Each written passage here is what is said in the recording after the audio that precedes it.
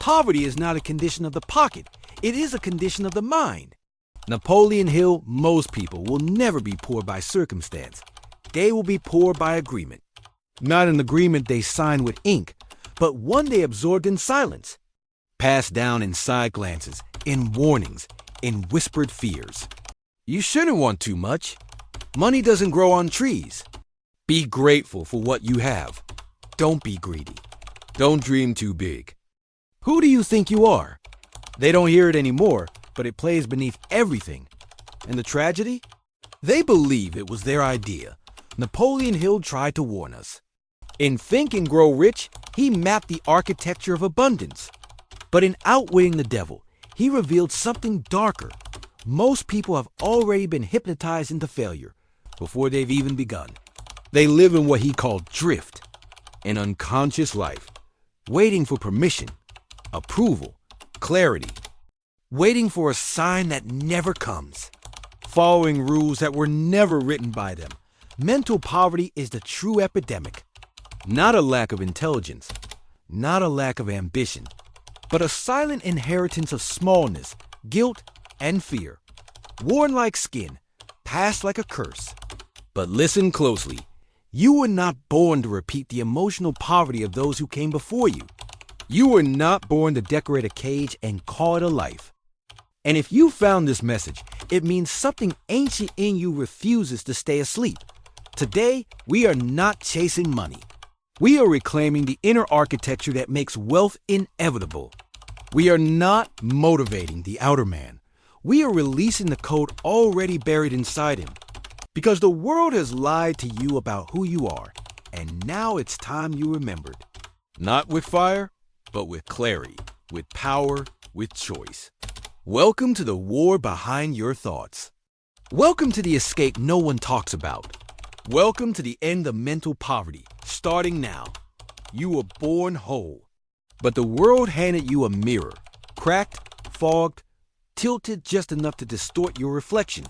From the moment you took your first breath, you began to receive an inheritance, not of gold, but of language, of patterns, of beliefs spoken and unspoken.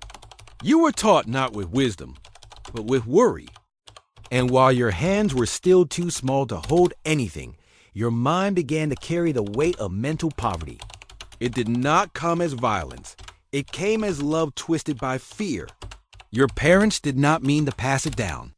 They were doing what they thought was right, but rightness is not the same as truth. And truth, especially about wealth, is often the first casualty in a home built on survival. Your mother's quiet sacrifices. Your father's weary eyes after another day trading time for dignity. The unopened dreams. The deferred vacations. The one day that never came. This was the curriculum. This was the silent sermon. Work hard. Be humble. Don't ask for too much. Life is hard. Just be thankful. And so you learned. Not how to create wealth, but how to tolerate lack with a smile. You learned that ambition could be dangerous. That wanting more might make others uncomfortable. You learned to dim your light so others wouldn't feel blinded.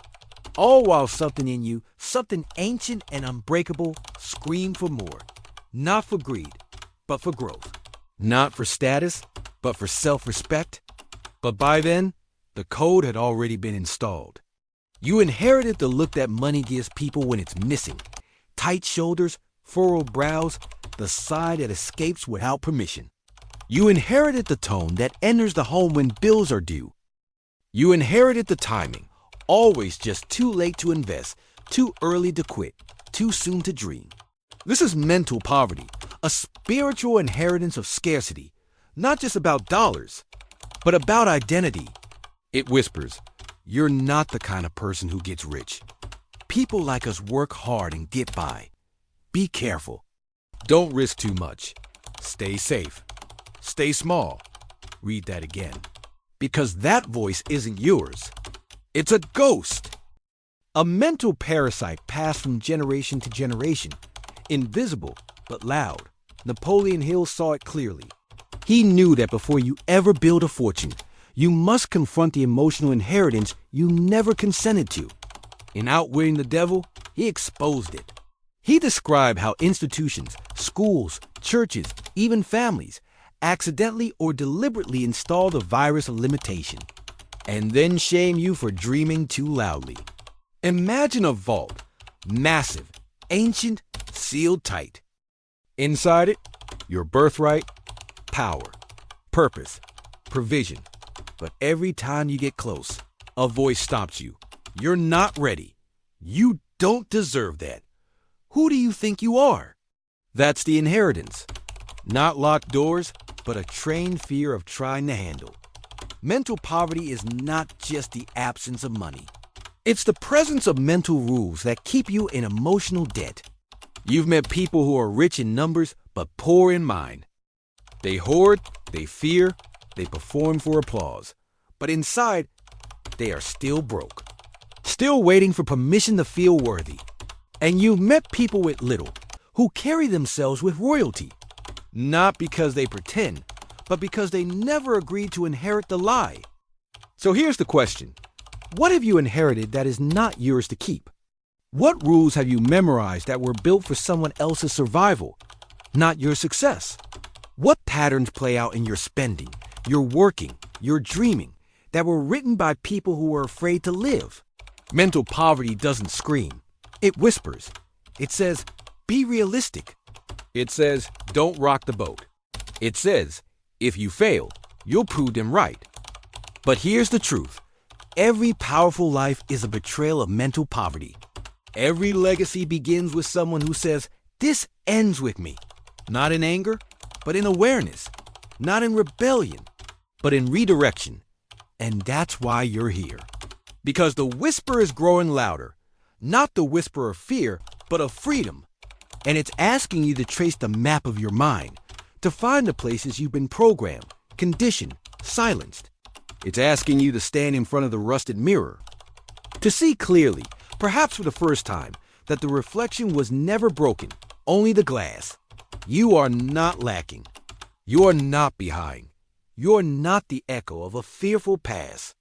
You are the one who sees the inheritance for what it is, and who dares to rewrite the will. The vault is waiting, and the voice? It isn't real. The only thing keeping you from the key ... is a decision.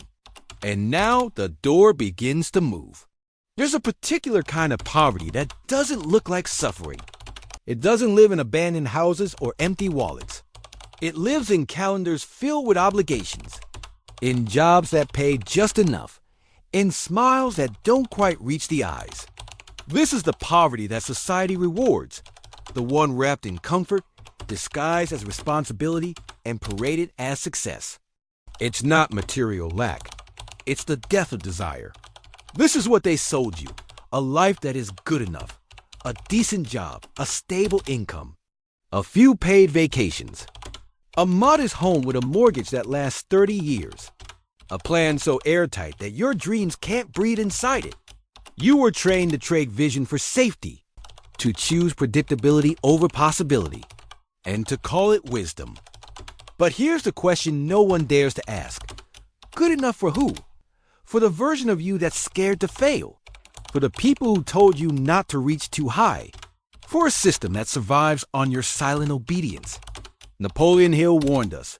The majority of people permit relatives, friends, and the public at large to so influence them that they cannot live their own lives because they fear criticism. That's the unspoken root of the good enough life. Fear of disapproval. You don't want to seem ungrateful. You don't want to outgrow your circle. You don't want to risk it all and be laughed at when it crumbles. And so slowly, you shrink. You convince yourself that the life you've built is enough. But late at night, in the silence, you hear it.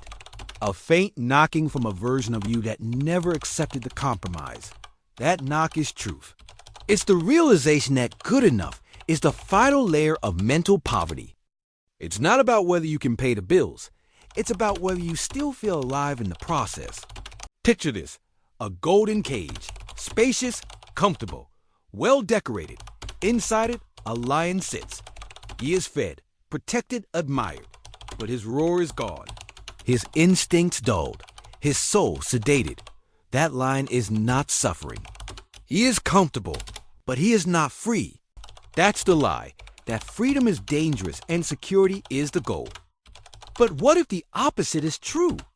What if the deepest wealth, the kind Hill described, is only found by those willing to burn the false stability of a borrowed life? Ask yourself, who benefits from your smallness? Who profits from your predictability? What part of you has been waiting for permission to want more, not out of greed, but out of alignment? You were not born to manage life. You were born to master it, to sculpt it, to set it on fire with the heat of your imagination. But instead, many choose the clock with no hands. They wake up, they go to work, they eat, they sleep, and somewhere along the way, the why disappears. You've seen it. Maybe you've lived it. The slow fade, the buried dreams, the conversations that circle the same complaints for years, as if speaking them is enough to make change happen. But nothing changes until someone breaks the pattern. And patterns by nature don't like to be broken. So they will call you reckless when you step outside of the expected. They will call you arrogant when you decide that good enough is not enough for you. They will call you selfish when you prioritize growth over approval. Let them talk. Because if you listen to them, you'll end up exactly where they are, living lives they don't love, following rules they never questioned, telling the next generation to do the same. Hill put it simply, the world has the habit of making room for the man whose words and actions show that he knows where he is going. But first, you must decide that you're going. You must stand at the edge of that golden cage and say, I'd rather be misunderstood and free than accepted and asleep. This isn't about quitting your job or burning your life to the ground. It's about waking up from the spell, about realizing that mental wealth starts with one choice: to want more, to reach further, to refuse to settle, not because what you have isn't beautiful, but because what you are is still becoming. There's no shame in having a stable life, but there is danger in building a life so stable it resists transformation. So here's the reflection. Where have you called it gratitude, but it was really fear? Where have you claimed realism, but it was just retreat in disguise? Where have you settled for good enough because the next level required faith? Be honest. Because until you are, the system has you. Mental poverty isn't always loud. Sometimes it looks like everything's in order, while your spirit quietly withers in the background. But you can feel it now, can't you? The rising, the remembering, the roar returning. Good enough is a lie. It was never your destiny. It was only the training ground for the version of you that's about to break the cage. Long before the money was missing, long before the dreams were delayed, long before you ever whispered, maybe this just isn't for me. And it didn't come alone. It brought its brothers: doubt, delay, distraction, disbelief. It set up camp in your chest and began rewriting the laws of what was possible for you, not with force, but with familiarity. This is how fear operates. It doesn't scream. It suggests. What if you're not ready yet? What if this isn't the right time? What if you lose everything trying? What will they say if you fail? And over time, you don't just hear fear. You become it. Your identity fuses with its voice. Its rules become your instincts. And you begin to live not for success, but for safety. Napoleon Hill didn't say fear was just a mindset. He said fear was the original poverty. It is the first thief, the invisible warden, and it is fed by repetition. Every time you shrink from a challenge, every time you lower your vision to match your confidence, every time you delay a decision out of uncertainty, and eventually, you forget what it felt like to live without it. Hill outlined 6 basic fears, but 2 were at the root of almost every failure: the fear of poverty, the fear of criticism. Think about that. Most people don't chase wealth because they're afraid to lose. They don't chase purpose because they're afraid to be seen. So they float, not forward, not upward, just sideways. Hill called this drifting, the slow erosion of desire, the seduction of comfort, the anesthesia of the average. You wake up, you move, you do, You nod. You comply. But inside, you know you've left something behind. That's what fear steals from you. Not just action, but identity. You stop thinking like the king. You start thinking like the captive. You stop seeing the world as clay in your hands and start seeing it as a maze to survive. And eventually, you forget the sound of your own authority. Let's be clear. Fear is not the enemy. Fear is the initiation. It is not a wall. It is a mirror, a revealer of who you still believe you are. And here's the truth that most avoid. You do not fear failure. You fear the death of your current self. You fear who you'll lose if you rise. You fear the loneliness of elevation. You fear the way to freedom. Because when no one else is to blame, the mirror becomes a weapon. But what you're really afraid of is what you already are. Let that sink in. You fear your own power, your own potential, your own becoming. Because if you truly accepted who you could be, then you'd have to bury the identity that kept you safe all these years. And the mind doesn't like funerals, even for lies. So instead, it clings to the familiar. Stay where it's known.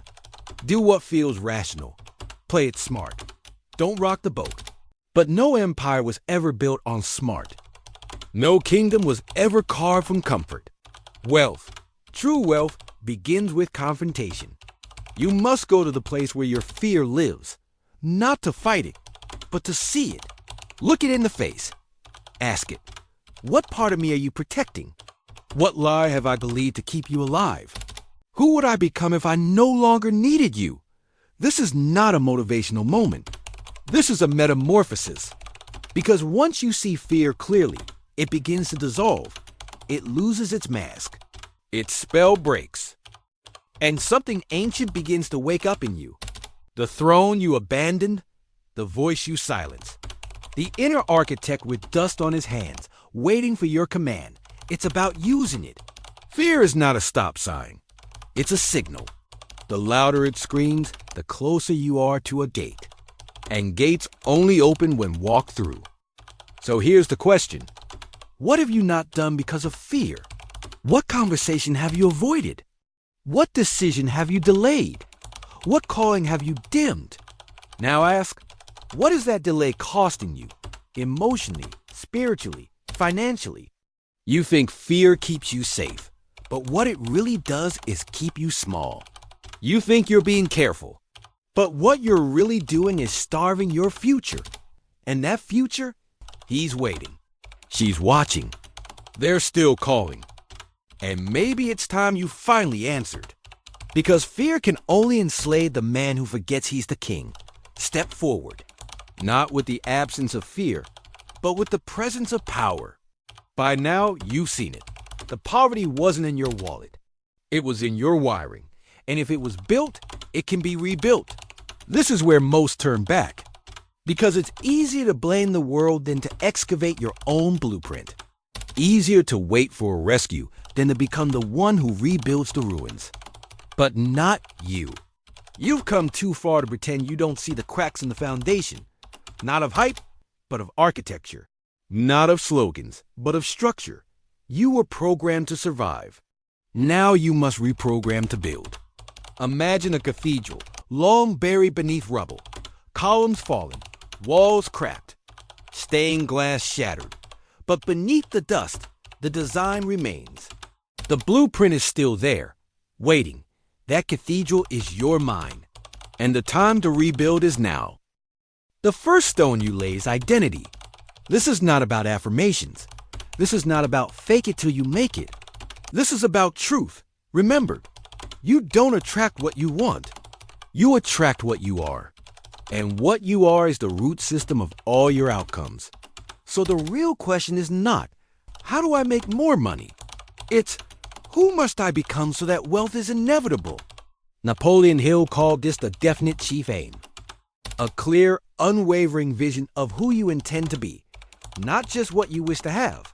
You don't build a mansion by stacking bricks at random. You build from a blueprint. An image so clear, so anchored that every action begins to bend toward it.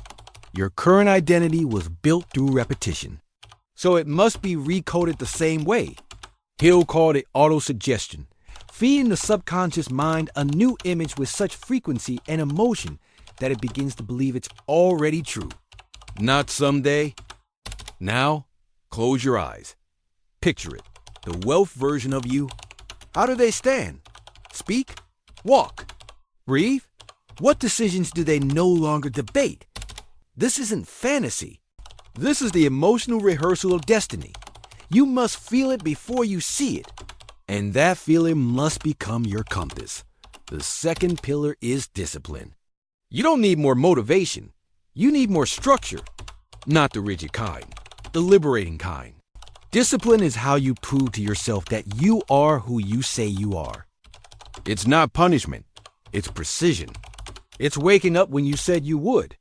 It's honoring the plan you created the night before. It's removing debate from decisions that matter. Every time you follow through, you lay another brick. And over time, the structure returns. The cathedral begins to rise. This is how kings are built. In the silence, in the small hours, in the choices no one sees but you. The third layer is environment. You cannot build royalty in a ruin. Look around. Who do you talk to most? What do you allow into your mind? What habits are being reinforced around you? Your environment is either a greenhouse or a graveyard for your potential. You must protect your space like your future depends on it, because it does. If your circle isn't stretching you, it's shrinking you. If your inputs aren't awakening you, they're sedating you. And if your routines aren't aligned with your vision, they're aligned with your destruction. This is not about perfection. It's about alignment. You must become unavailable for anything that contradicts the life you are constructing. And finally, the fire. Call it spirit, soul, essence. Whatever name you give it, know this. Without fire, the structure is hollow. The most dangerous man in the room is not the loudest. It's the one who knows exactly who he is, where he's going, and what he's willing to sacrifice to get there. And that knowing is fire. It burns away excuse. It cauterizes self-doubt. It warms the cold mornings and lights the path when no one claps for you. This is not about working harder. This is about igniting from within. Once you reclaim your identity, install your discipline, command your environment, and fuel your fire, you become unstoppable. Not in noise, but in knowing. The cathedral is rising. The architecture is shifting. And soon, the world will see the structure. But you already feel it. You are not rebuilding for applause. You are rebuilding because you finally remembered the design was always yours. There is a difference between making money and becoming wealthy. Money is a transaction. Wealth is a transformation. Money is the outcome. Wealth is the identity. And until you shift your internal laws, because wealth doesn't begin in a bank account. It begins in a mind governed by higher laws. Napoleon Hill didn't study ordinary men.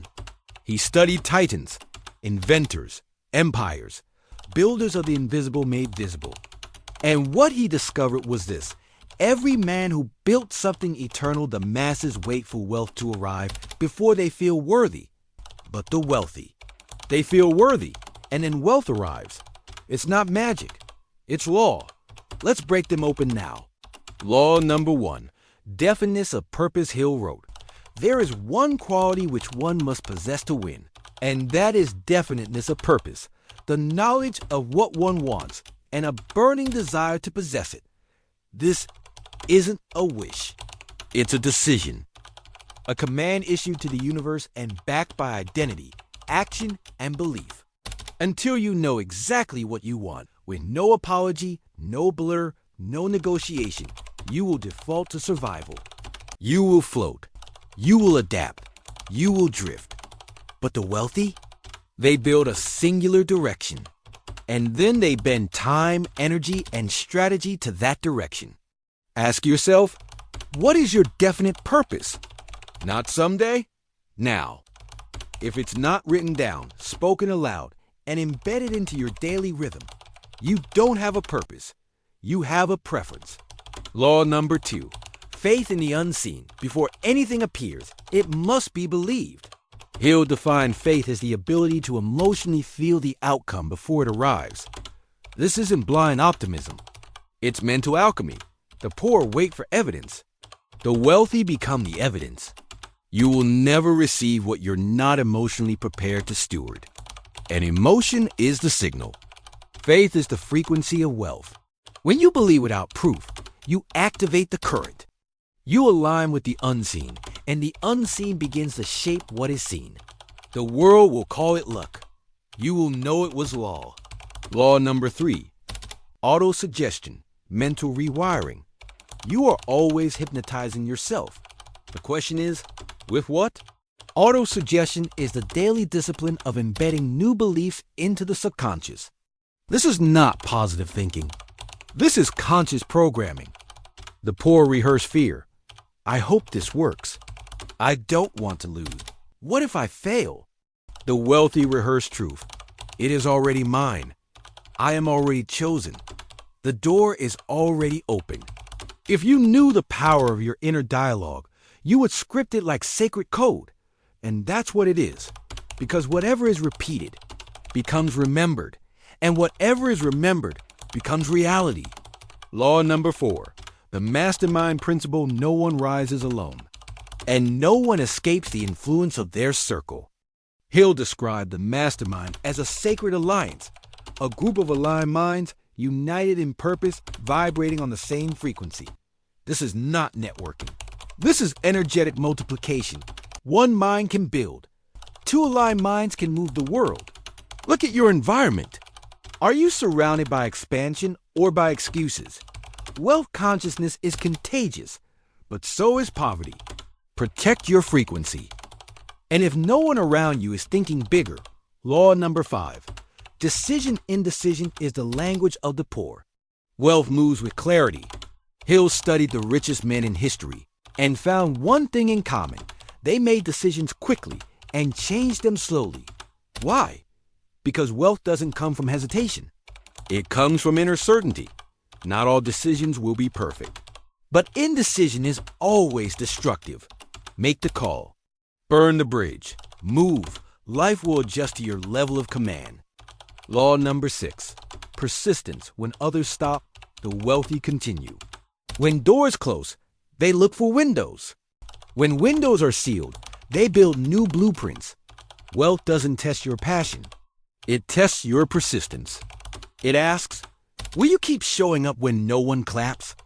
Will you hold the vision when results are invisible? If you answer yes, you've already won. Because most quit before the miracle begins. Persistence is the proof of belief. And belief is the birthplace of wealth. So ask yourself now, do I have a definite purpose? Do I believe before I see? Am I speaking power into my subconscious daily? Am I aligned with others building empires? Do I make decisions with command? Do I persist beyond the silence? These are not habits. These are laws. And once they're activated, the universe begins to obey your design, not your doubts.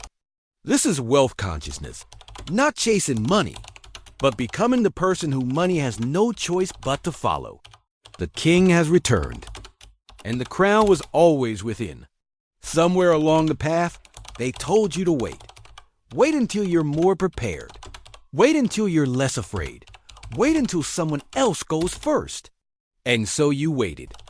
You stood at the edge of your own greatness, holding the key, but never turning it. You rehearsed your reasons. You collected your doubts. You waited for clarity, for timing, for validation. But deep down, you always knew. You were waiting for permission to stop waiting. Read that again. Because here's the truth no one told you. The truth Napoleon Hill spent his life trying to scream through the page. Liberation is not earned. It is chosen. It is not given. It is taken. It is not the result of a perfect plan. It is the result of a single sovereign moment of decision. Not tomorrow. Not next quarter. Now, freedom doesn't arrive. You become it. Mental poverty ends the moment you declare, I will no longer be ruled by fear. Not perfectly, not without doubt, but completely, because fear only survives where permission is granted, and power only flows where identity has been reclaimed. What does that mean? It means you stop waiting for your life to change and start commanding it to. It means you take every belief you inherited, every rule you memorize, every script you were given, and you hold them up to the light of truth. Does this serve me? Does this align with who I'm becoming? Or is this keeping me safe, small, and stuck? This is the final battle.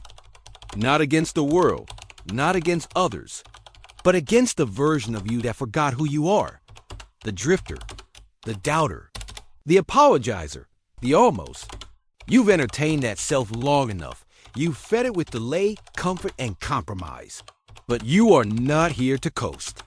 You are not here to survive someone else's expectations. You are here to build the kind of life that reminds others what's possible. A life that speaks in silence. A life that shines without noise. A life that leaves behind evidence, not of money alone, but of meaning. And that begins with one word: decision. You decide that wealth is no longer a fantasy. It's your responsibility. You decide that fear is no longer your master. It's your mirror. You decide that your past no longer writes your future. You do. That decision is your ceremony, and no one can make it for you. Not me, not Hill, not any guru, book, mentor, or motivator. Because the real turning point was never outside of you. It was always in your hands. The key was already forged. The door was already cracked open. The path was always beneath your feet. You just had to walk. And so I leave you here, not with more inspiration, but with a mirror. Look into it now. Do you see the one who waited, or the one who has finally remembered? Because the world doesn't need more clever men. It needs awakened ones. Not more money chasers, but architects of inner wealth who make the world rise by how they move, think, and command. And that begins not with a plan, but with a decision. So choose now. Not with words, but with action, with alignment, with presence. Because the man who chooses his freedom